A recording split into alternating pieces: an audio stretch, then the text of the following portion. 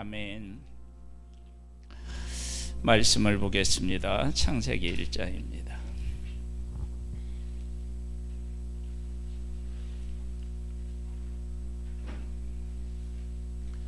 창세기 1장 말씀입니다.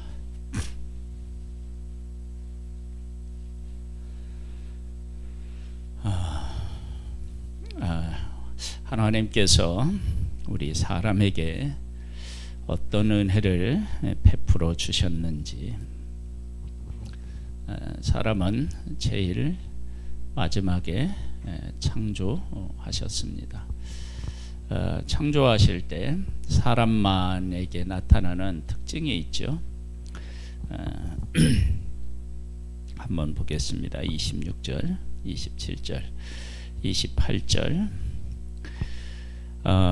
하나님이 이르시되 우리의 형상을 따라 우리의 모양대로 우리가 사람을 만들고 그들로 바다의 물고기와 하늘의 새와 가축과 온 땅과 땅에 기는 모든 것을 다스리게 하자 하시고, 하나님이 자기 형상 곧 하나님의 형상대로 사람을 창조하시되 남자와 여자를 창조하시고, 하나님이 그들에게 복을 주시며 하나님이 그들에게 이르시되 생육하고 번성하여 땅에 충만하라, 땅을 정복하라, 바다의 물고기와 하늘의 새와 땅에 움직이는 모든 생물을 다스리라 하시니라.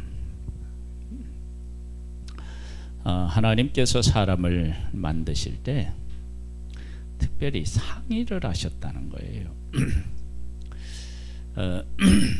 이것은 앞에 그 모든 것을 만드실 때는 사실은 그런 내용이 사실은 없는데, 그것은 사람을 만들고 사람을 이끌고 가시는 데 있어서 이 삼위 하나님께서 책임지시겠다라고 하는 사실은 도장을 찍은 것과 마찬가지인데요. 그 다음에 여기 보면 땅에 충만하라, 땅을 정복하라, 모든 것을 다스리라고 그랬는데요. 다스릴 때 무엇을 다스리라고 했느냐 그러면 바다의 물고기 그리고 하늘의 새, 가축과 땅에 기는 모든 것을 다스리게 하자 하시고 그랬어요. 이 모든 생물들을, 동물들을 이렇게 다스리라고 하셨는데, 그러면 사람이 다스리는 것이 거기에만 한정되어 있느냐? 그렇지 않아요. 사람이 범죄했을 때 범죄로 인하여 땅이 저주를 받아 가시와 엉겅퀴 낸 것을 보면 사람에 의하여서 뭣도요? 땅에게까지도 하나님께 그 영향을 미치는 모습을 보게 되면, 하나님께서 만드신 모든 자연에 사람의 영향력을 갖고 다스릴 수 있도록 하셨다라고 하는 사실을 알 수가 있습니다. 그러니까 이런 것은 다 다른 동물들에게서 발견되지 않고 사람에게 하나님이 베풀어 주신 은혜다. 우리들은 우리와 이제 동물들이 어느 정도 어떤 유사성을 가지고 있는 것이 있을까 하고 연구를 해보잖아요. 그래서 원숭이를 가지고 연구를 했어요. 어떤 연구를 했냐면 그 원숭이의 무리 속에 그 로봇 원숭이를 만들어서 거기다 넣어놨어요. 했더니 정말로 그들이, 원숭이가 애정을 가지고 로봇을 돌보는 거예요. 그리고 잘못하다가 떨어뜨렸는데, 그 떨어뜨린 이제 로봇을 떨어뜨렸는데 로봇이 이제 기능을 다해서 죽은 것처럼 이제 되는 거야. 예? 그랬을 때 그 죽은 것 같은 원숭이 로봇을 보면서 그들이 슬퍼하는 모습, 이런 것들이 나와요. 동물들에게 있어서도 그런 감정들이 있어요. 그래서 뭐냐면 동물들도 새끼가 죽으면 막 울부짖고 그러거든요. 그런 것이 있는데, 그것이 하나님의 형상대로 사람을 만드셨는데 그것과 비슷한 어떤 것을 가지고 있다, 그것은 아닙니다. 특별히 사람은 하나님의 형상대로 만들어져서 예배에 대한 것은 사람에게만 있습니다. 예배에 대한 것은 사람에게만 있습니다. 다른 것에서는 찾아볼 수가 없죠. 그 다음에 이런 은혜를 베풀어 주셨고요. 그 다음에 2장으로 가보면요, 천지와 만물이 다 이루어지니라. 하나님이 그가 하시던 일을 일곱째 날에 마치시고 그가 하시던 모든 일을 그치고 일곱째 날에 안식하시니라. 하나님이 그 일곱째 날을 복되게 하사 거룩하게 하셨으니 이는 하나님이 그 창조하시며 만드시던 모든 일을 마치시고 그날에 안식하셨음이니라. 그러면서 이 안식에 대한 것도 사실은 사람에게 주신 하나님의 은혜이죠. 우리에게 힘이 없으면 어떡하겠습니까? 그러면서 이렇게 4절로부터는 말씀해요. 이것이 천지와 창조될 때에 하늘과 땅의 내력이니 여호와 하나님이 땅과 하늘을 만드시던 날에 여호와 하나님이 그 땅에 비를 내리지 아니하셨고 땅을 갈 사람도 없었으므로 들에는 초목이 아직 없었고 밭에는 채소가 나지 아니하였으며 안개만 땅에서 올라와 온 지면을 적셨더라. 그러면서 사람이 없으면 이 모든 것도 사실은 의미가 없음을 분명히 하고 계시고요. 또 7절에 보면 여호와 하나님이 땅의 흙으로 사람을 지으시고 생기를 그 코에 불어넣으시니 사람이 생명이 되니라. 그래서 하나님의 생기를 불어넣어서 하나님의 형상대로 만든 우리가 다른 것과 다르게 하나님이 하셨음을 알 수 있습니다. 그리고 우리가 잘 아는 2장 16절 17절에 보면 여호와 하나님이 그 사람을 명하여 이르시되 동산 각종 나무의 열매는 네가 임의로 먹되 선악을 알게 하는 나무의 열매는 먹지 말라. 네가 먹는 날에는 반드시 죽으리라 하시니라. 그래서 사람과 사람에게 언약을 주시고 그리고 율법을 주시고 그 율법을 지키도록 그렇게 그 명령을 받은 존재는 사람뿐이라는 것입니다. 다른 것이 아니라 사람이 그렇게 하나님께서 약속의 언약을 주신 것을 우리가 볼 수 있습니다. 그 다음에 하나님께서 아담과 하와를 만드셨는데 만드실 때 아담을 이렇게 이제 하와를 만드셔서 내 뼈 중에 뼈요 살 중에 살이라 이것을 남자에게서 취하였은 여자라 부르리라. 이러므로 남자가 부모를 떠나 그의 아내와 합하여 둘이 한 몸을 이룰지니라. 그래서 결혼에 대한 것도 한 몸을 이루는 것을 하나님께서 정하시고 그렇게 하신 모습들, 이런 것들이 다 하나님께서 사람에게 베풀어 주시는 큰 은혜, 독특한 은혜입니다. 그 다음에 이제 3장으로 가보면은 선악을 알게 하는 나무의 열매를 먹어요.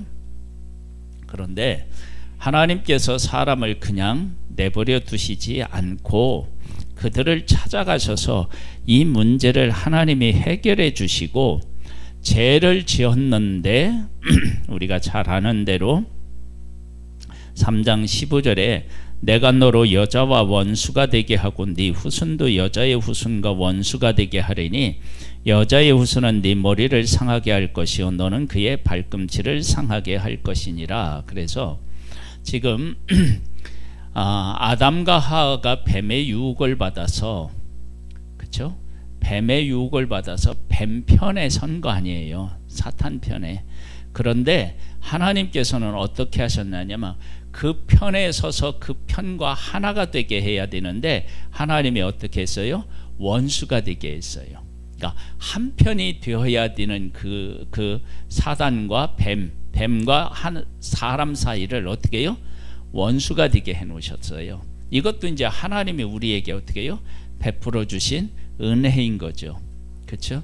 여자의 후손이라서 이렇게 이제 원수가 되게 하셨다라고 하는 것은 우리가 하나님 편에 그것과는 원수가 되고 우리와는 어떻게 해요? 하나님하고는 하나가 돼야 된다라고 하는 사실을 우리에게 말씀해 주고 계셔요. 이것 또한 하나님께서 사람에게 베풀어 주신 크신 은혜라고 할 수 있습니다. 그리고 죄를 지었는데 죄에 대한 대가를 아담과 하와가 다 이렇게 이제 그 경험하게, 그러니까 죄의 결과를 갖고 살아가도록 했어요. 이것은 하나님의 말씀을 떠나면, 죄를 범하면 인간이 이런 고통 속에 있다라고 하는 것을 가르쳐 주어서 삶에서 이렇게 경험하게 해서 죄에서 멀어져서 하나님과 하나 되어서 살아가는 삶이 얼마나 좋은 것인지, 그리고 하나님을 떠나서 사탄하고 살아가는 것이 어떤 고통을 주는 것인지를 삶으로 경험하게 하셔서, 깨닫게 하셔서 하나님을 사모하게끔 어떻게 해요? 만드셨다라고 하는 것. 이것도 하나님께서 우리에게 베풀어 주신 크신 은혜예요. 만약에 우리를 그냥 놔두신다, 그러면은 우리들은 진짜 소망이 없는 절망 가운데 살아야 되는데 그렇지 않았다. 그 다음에 4장으로 가보면은요, 아담이 그의 아내 하와와 동침하며 하와가 임신하여 가인을 낳고 이르되 내가 여호와로 말미암아 등남하였다 하니라. 여호와로 말미암아 등남했다, 그렇게 고백하는 모습을 통해서 무엇을 하느냐? 그러면 아담과 하와는 이제 에덴 동산에서 쫓겨나서 살면서 우리여 도대체 어떻게 살아야 되느냐, 이런 고민을 많이 했겠죠. 왜냐하면 전에 에덴 동산에서 살았던 삶하고 쫓겨나서 산 삶이 정말 많이 달랐겠죠. 그 다른 것 통해서 어떻게 살아야 되나 그랬는데, 자기들에게 있어서 가장 소중하다고 생각하는 아들을 낳는 그 과정에서 하나님의 은혜가 그들에게 임했다라고 하는 사실을 발견하고 여호와로 말미암아 등남하였다라고 이야기를 해요. 그러니까 아담과 하와가 하나님이 베풀어 주시는 그 은혜를 그들이 입고 살아가고 있다는 사실을 하나님께서 깨닫게 하시고 그들에게 또 은혜를 베풀어 주신 것을 볼 수 있습니다. 이런 것들이 다 하나님께서 사람들에게 베풀어 주신 크신 은혜입니다. 그 다음에 그가 또 가인하고 아벨을 낳았는데, 아벨은 양치는 자였고 가인은 농사하는 자였더라. 세월이 지난 후에 가인은 땅의 소산으로 제물을 삼아 여호와께 드렸고, 아벨은 자기도 양의 첫 새끼와 그 기름으로 드렸더니 여호와께서 아벨과 그 제물은 받으셨으나 가인과 그 제물은 받지 아니하신지라.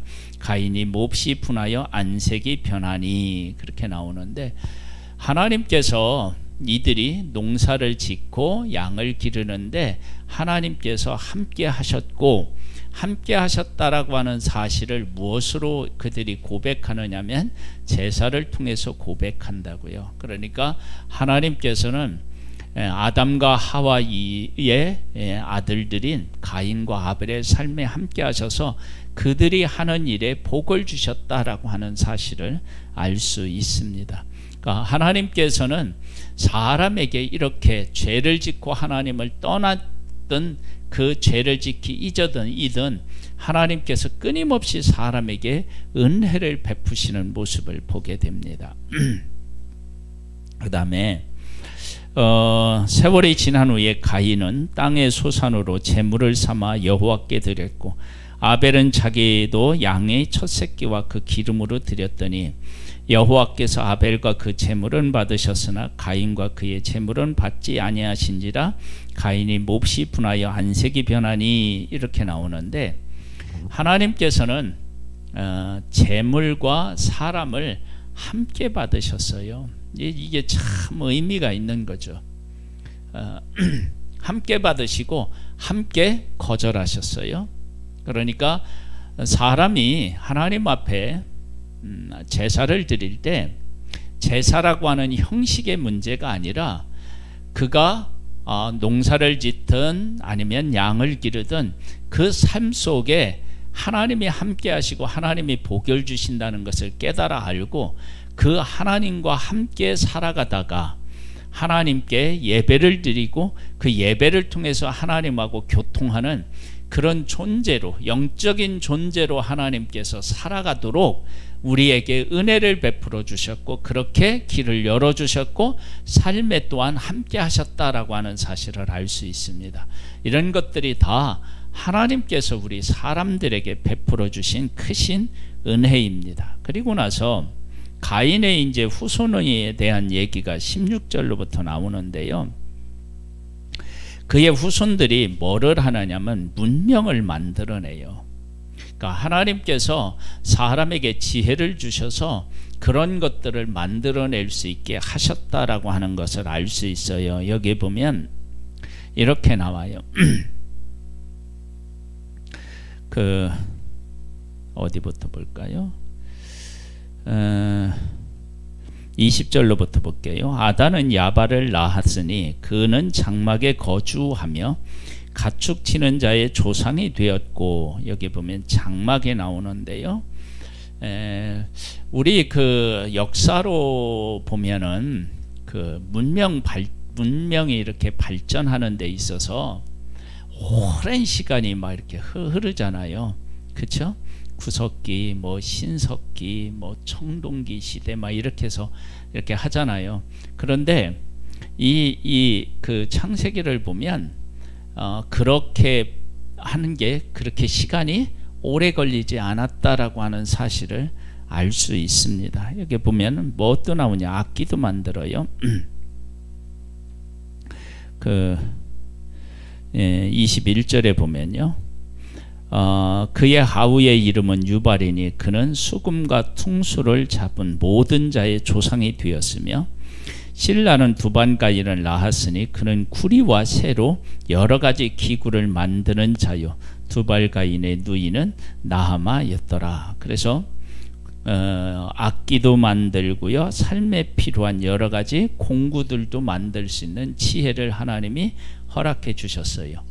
왜 이런 것이 필요하냐? 그러면 땅이 저주를 받아 가시와 엉겅퀴를 내는데, 이런 것들이 기구가 좋지 않으면 이런 것들을 감당하기가 사실은 어렵겠죠. 그러니까 하나님께서 죄를 지은 사람의 삶 속에 오셔서 이렇게 은혜를 베푸시는 것을 볼 수 있습니다. 이런 것들을 우리가 이렇게 이제 쭉 보면서 느끼는 것이 뭐냐면,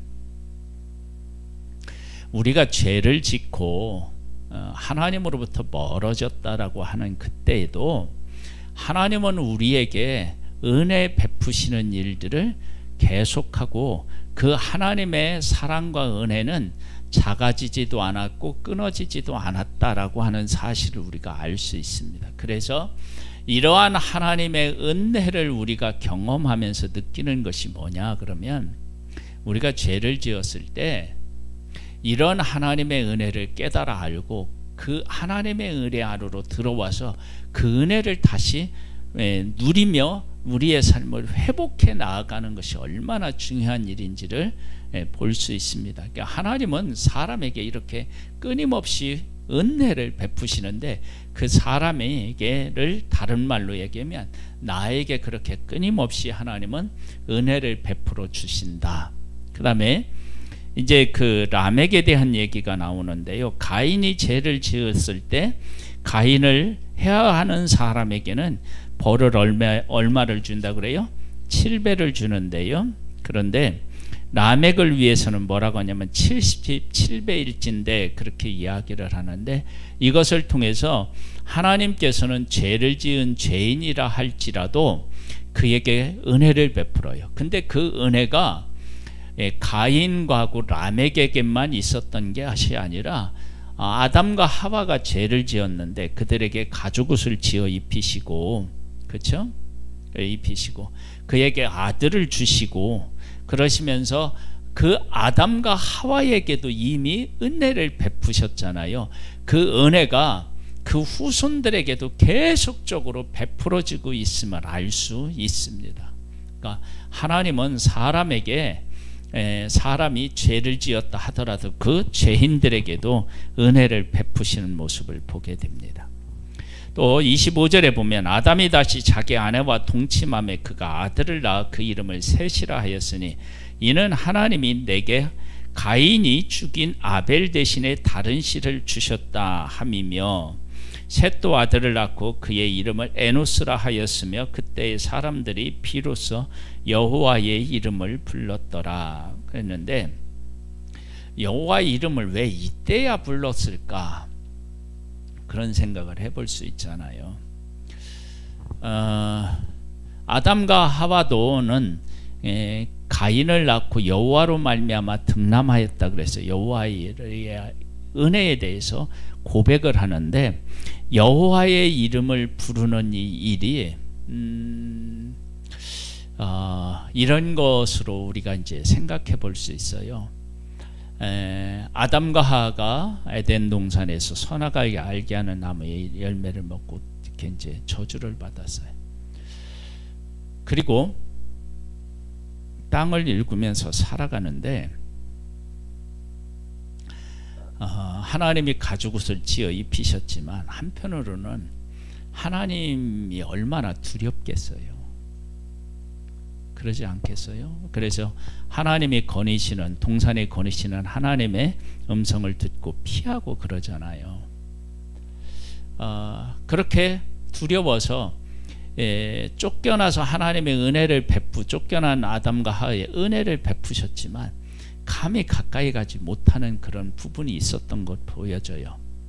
그런데 가인이 아벨을 죽였을 때 아담과 하와가 얼마나 고통스러웠겠어요. 근데 그 고통스러워하는 아담과 하와를 하나님이 찾아가셔서 위로해 주시고 셋을 얻는 그 과정을 속에서 하나님께서 우리가 죄를 지었지만 우리를 버리거나 우리가 하나님 안에서 두려워하거나 이런 것이 아니라 하나님을 부르며 하나님의 도움을 받으며 살아갈 수 있는 그런 은혜를 베풀어 주셨구나. 이런 것들을 이러한 여러 가지 일들을 경험하면서 깨달아 알게 되었다. 그렇게 이제 우리가 볼 수 있습니다. 그러니까 하나님에 대해서 잊고 살았다 그것이 아니라 감히 하나님의 이름을 부르는 것이 어려웠던 거죠. 그렇죠? 그런데 이렇게 은혜를 베푸시는 것을 통해서 하나님은 우리가 찾아야 될 분이며 의지해야 될 분이구나 라고 하는 사실을 깨달아 아는 거죠. 그렇게 그 여호와의 이름을 부르게 되고요. 그리고 5장을 가보면 이것은 아담의 계보를 적은 책이니라. 하나님이 이 사람을 창조하실 때 하나님의 모양대로 남자와 여자를 창조하셨고 그 창조하시던 날에 하나님이 그들에게 복을 주시고 그들의 이름을 사람이라 일컬으셨더라. 그러면서 이제 사람이 쭉 나와요. 낳고 몇 년을 살았다 그랬는데 낳은 것과 죽은 것, 이것은 생명과 그리고 또 사망에 대한 것이 같이 공존하거든요. 낳았다라고 하는 것은 생육하고 번성하여 땅에 충만하라고 하는 하나님의 복이 아직도 이들 가운데 살아있음을 보여주고, 죽었더라 그런 것은 선악을 알게 하는 나무의 열매를 먹은 결과로 인간은 죽음에 이르게 되었다. 그래서 약속과 하나님의 저주가 이게 공존하는 그런 족보다라고 하는 사실을 우리가 알 수 있습니다. 그런데 이런 족보인데 거기에 누구가 딱 등장하느냐면 에녹이라고 하는 사람이 등장해서 하나님과 동행하고 하나님이 데려가심으로 이 땅에 있지 않았다라고 하는 것은 인간은 멸망하는 존재가 아니라 태어나서 죽고 사라져야 할 존재가 아니라 하나님 앞에 나아가야 하는 존재이고 나아갈 수 있는 존재다라고 하는 것을 에녹의 삶을 통해서 분명히 보여주셨고, 그것은 하나님께서 사람이 지은 죄를 하나님이 어떻게 해요? 다 기억하지 않으시고 용서하시고 하나님의 나라로 우리를 부르시기를 원하신다라고 하는 것을 이 에녹을 통해서 우리에게 보여주고 계십니다. 이것이 이제 하나님께서 우리에게 주신 크신 은혜인 것입니다. 그 다음에요, 그 25절로부터 보면 무드셀라는 187세의 라멕을 낳았고 라멕을 낳은 후에 782년을 지내며 자녀를 낳았으며 그는 969세를 살고 죽었더라. 라멕이 182세의 아들을 낳고 이름을 노아라 하여 이르되 여호와께서 땅을 저주하심으로 수고롭게 일하는 우리를 이 아들이 안위하리라 하였더라 그랬어요. 아담과 하와의 범죄로 인하여서 땅이 저주를 받아서 수고롭게 일한대요. 그리고 일하는 데 있어서 수고롭게 일하는 것뿐만 아니라 이 수고로움이 어디로 가냐면 범죄하고 하나님을 더 멀어지는 쪽으로 가는 거예요. 그런데 이 노아가 위로한다 그랬는데 노아 때 홍수로 인해서 다 이렇게 하나님이 심판하셔서 멸하잖아요. 그리고 노아의 8 식구가 남았는데 이것이 무슨 여기에 보면 뭐라고 나왔느냐면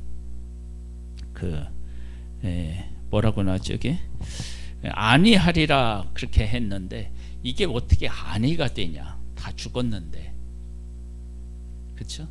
그런데 이게 왜 안위가 되느냐? 그러면 세상에 죄가 관영하는데 세상을 심판으로 끝내는 것이 아니라 구원으로 끝내기를 원하시는, 구원하시기를 원하시는 그런 하나님이신 거죠. 그러니까 온 세상이 다 죄가 관영해서 죄가 가득한데 그것을 하나님이 멸하시려고 하면 다 멸하실 수도 있는데, 그런데 멸하시지 않고 살아남는 사람들을 통해서 하나님은 멸하는 것이 목적이 아니라 구원하는 것이 목적이라고 하는 것을 사람들에게 보여주므로, 뭐냐면 온 세상이 다 죄를 지어서 하나님의 심판으로 다 죽어야 될 만큼 그렇게 절망적인 인간들의 삶의 모습 속에서도 하나님은 구원을 원하신다라고 하는 것을 우리에게 보여주셨는데, 그걸 누구를 통해서요? 노아와 그 가족을 통해서 보여주셨기 때문에 그것을 안위라고 하는 단어를 써서 우리에게 보여준 거예요. 그러니까 우리들이 정말로 죄를 지어서 아무런 소망이 없을 것 같은 어떤 사람이라 할지라도 그 사람을 하나님이 멸하시는 것이 목적이 아니라 그 사람을 구원하시기를 원하신다라고 하는 사실을 우리에게 보여줬다. 그런 하나님이시다라고 하는 것을 우리에게 보여주셨기 때문에 누구를 통해요? 노아를 통해. 그러니까 그 세상이 멸하는 그 엄청난 사건 속에 그 멸하는 것보다 더 중요한 것은 하나님이 구원하시기를 원하신다라고 하는 것을 우리에게 보여주신 것이 우리에게 소망이 된다라고 하는 것을 알 수 있습니다. 이런 모든 것들이 다 뭐냐면 하나님께서 우리에게 베풀어 주시는 은혜입니다. 그런 은혜를 가지고 오늘도 하나님은 우리 가운데 계시며 우리 한 사람 한 사람을 하나님이 이끌어 가시고 지금도 구원하도록 찾아오시는 것이고, 우리는 지금 그 은혜를 입은 것입니다. 이 은혜에 감사하면서 그 하나님과 동행하는 그런 복을 누리시기를 주님의 이름으로 축복합니다. 하나님 감사합니다. 우리를 사랑하셔서 죄인인 우리를 버리지 아니하시고 우리를 구원하시는 것이 하나님의 목적임을 우리에게 분명히 보여주셨습니다. 가죽옷을 통해서, 여자의 후손을 통해서 하나님의 은혜를 깨달아 알고 여호와의 이름을 부르게 하시는 것을 통해서, 그리고 노아를 통해서 하나님은 우리에게 보여주셨습니다. 그 하나님께서 예수 그리스도를 보내 우리를 구원해 주셨고, 그 예수 그리스도와 함께 이 땅에서 천국을 누리면서 하나님의 약속과 함께 살아가도록 하셨습니다. 이 귀한 은혜들을 누리며 이 땅에서 하나님과 동행하고 천국의 삶을 살아가는 우리들 모두가 되기를 소망하옵고 예수님의 이름으로 기도드립니다. 아멘. 지금은 우리 주 예수 그리스도의 은혜와 하나님 아버지의 독생자를 보내주신 그 크신 사랑하심과 성령님의 교통하시고 감화하시고 이끄시며 승리케 하시는 역사가 예배를 드린 사랑하는 성도들 위해 이제로부터 영원토록 함께 있을지어다. 아멘.